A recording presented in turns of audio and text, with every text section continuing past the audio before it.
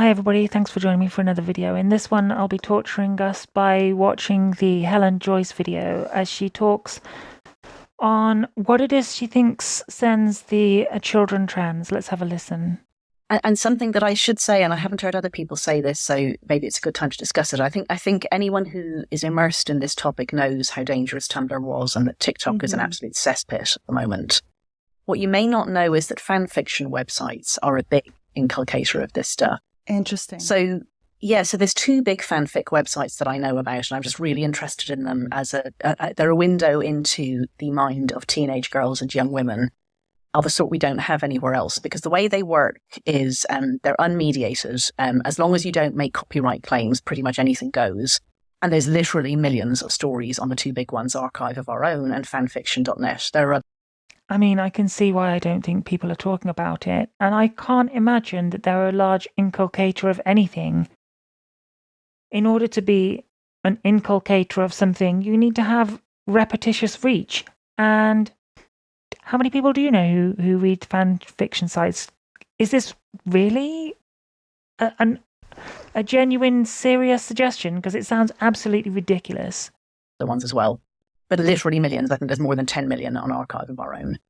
And they tend to start from a story that pre-exists, although there are some that are original. Harry Potter is very, very popular because Harry Potter was started at the right stage. The kids who grew up with Harry Potter arrived at the right age to want to write fanfic. And you start by saying to yourself, like, what happened next? What happened after Voldemort was defeated? And there's, I think, more than 1 million stories that follow on from Harry Potter just alone, but there's thousands of fandoms. Anyway, so these are not edited and they are not gatekept in the way that, say, erotic fiction or romance fiction or adventure fiction or anything young adult is. Like, somebody has to publish that stuff. This stuff is just by girls for girls or young women. Right, okay. So erotic fan fiction is obviously so popular amongst young women that it's turning them trans. Or maybe it is that it isn't very popular. It's just a tiny little niche of people, but it seems to be turning them all trans. I don't know. I mean, how many people need to read this erotic fan fiction in order for it to be a thing?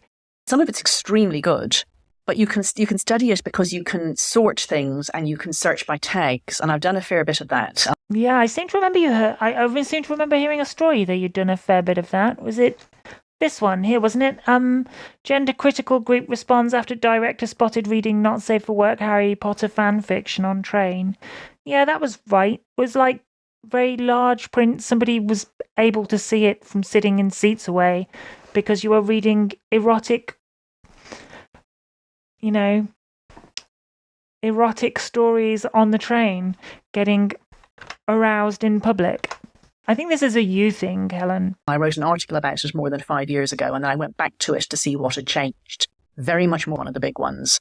Related tags like slapping, choking, spitting, those things had really become much more common. So there's a horrible feedback loop between the watch and the erotic stuff that girls write. To fan fiction that was written before the internet and published in fanzines about Star Trek. And it started with being women writing about Captain Kirk and Spock getting together.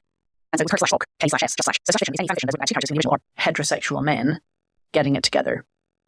And this, I think, is the female equivalent of men watching so-called lesbian porn. She is very into this, isn't she? Right. And so lesbian is and then probably say, well, I'm watching men, you, 2 1, those things. So I don't myself, I'm very interested in lots of them do. And so the most popular pairing in the Harry Potter category on Archive of Our Own was Draco and Harry getting together. Wow. Anyway, so girls write a lot of fiction that gets two boys together. But then you look at what they write, and yes, they are using and, they learn from each other. And so, things that are seen do creep in. But as you read it, if you do look at it, they don't read like men. These men don't read like men, and they don't read like gay men either. So they don't read like men, and they don't read like gay men. Men and gay men. You're kind of telling on yourself with how you phrase that. And if you ask a gay man to read it, he thinks it's hysterical. These men are kind of womany. And the best way I can describe them is that they're like a Korean boy band. Yeah, So they're kind of cute and fey, and they hold hands and they talk about their feelings, and they may have. Are Korean boys not boys then? I mean, I don't get it. I mean, surely they're these. I mean, you described them as being fey boys. Are fey boys not boys? It's strange. Sex that's written in a lot of detail, but they're kind of girls. And I genuinely think that these bloody sites are selling girls an idea of what it is to be a gay boy that they really like the look of. Yes. Because it used to be that it was only the very gender non-conforming girls who were going to grow up lesbian. They were the ones who transitioned. And I mean, that's bad enough, but you kind of... That's bad enough. Okay, that's bad enough. There you go, Helen Joyce. It's bad enough that the tomboys want to transition, but now the regular girls do, because they've read erotic fan fiction where girls have written the male characters, and so the girls made the male characters sound like boys, and now the girls want to become boys so that they can have boyfriends because they're all girly. I mean, this is seriously her hypothesis. Her hypothesis is that erotic fan fiction written by girls makes girls into trans boys because the boys are too girlish. Honestly, it's like these people have got worms for brains. So if your argument is that the male characters that they're reading are not adequately masculine enough, they're too feminine in nature and not adequately masculine enough, and that's sending the young ladies, it's sending them trans. If that's your argument, that exposure to male characters who are too feminine will send the girls trans, then what do we do about that? What do we do about the fact that we don't want our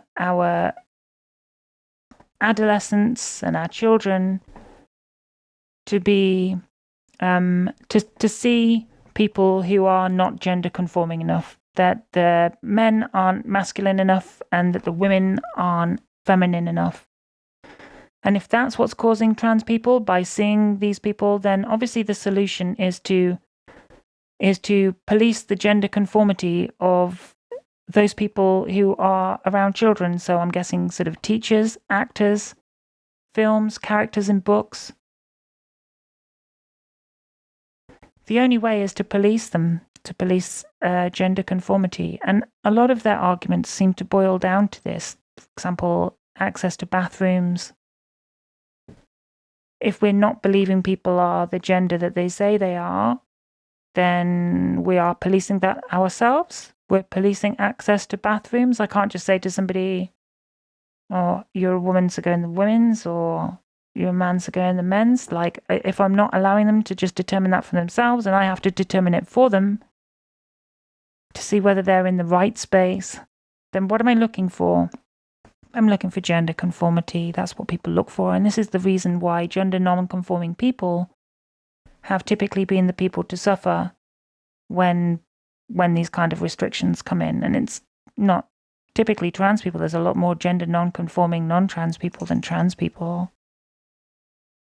So, yeah, I mean, what's the solution to this if that really is the problem? I think it's bizarre for her to present that as a problem, but if it is, then the solution's awful.